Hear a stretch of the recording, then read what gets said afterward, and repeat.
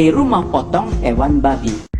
Ketua Komisi Nasional Pengendalian Tembakau atau Komnas PT, Dr. Hakim Sarimuda Pohan mengungkapkan bahwa dalam filter rokok yang banyak digunakan di Indonesia terkandung bahan yang berasal dari darah babi.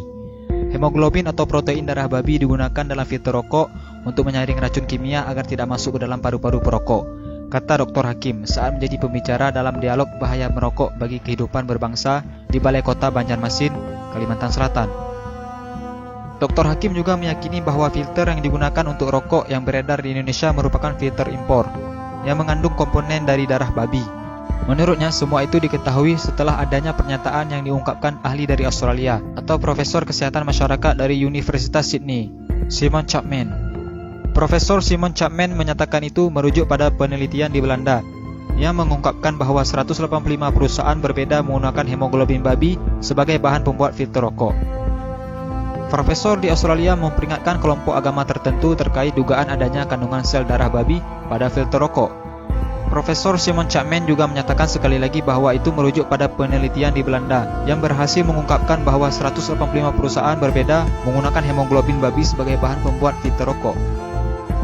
Menurut Dr. Hakim, sudah seharusnya umat muslim yang mayoritas di Indonesia ini menjauhi barang yang nyata-nyata dilarang dalam agama.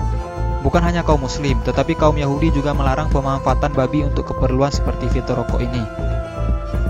Kabar penting ini harus diberitahu kepada para perokok yang alergi terhadap fatwa haram merokok.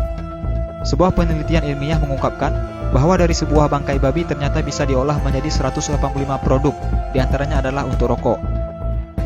Penemuan penggunaan darah babi dalam filter rokok ditemukan peneliti di Belanda, Christine Mendersma, secara tidak sengaja. Perempuan ini sebenarnya sedang meneliti seekor babi berkode Pig 05049 di sebuah peternakan di Belanda. Di laman pribadinya, Mendersma menyatakan telah meriset selama 3 tahun semua produk yang dihasilkan dari seekor babi tersebut. Hasil riset tersebut kemudian dibukukan, lengkap dengan grafik dan gambar produk, kemudian dipamerkan dalam sebuah pameran. Tujuannya sederhana, menunjukkan kepada orang lain bagaimana sebuah produk itu dibuat dan dibungkus dan dari mana dia berasal, sehingga orang bisa tahu. Untuk menunjukkan itu, Mendersma mendekati subjek ke satu ekor binatang yang di dalam hal ini adalah seekor babi bernama Pig 05049. Kita tidak berbicara hukum haram atau halal merokok, karena perdebatan halal atau haram merokok tidak pernah ada habisnya. Kami hanya menyampaikan informasi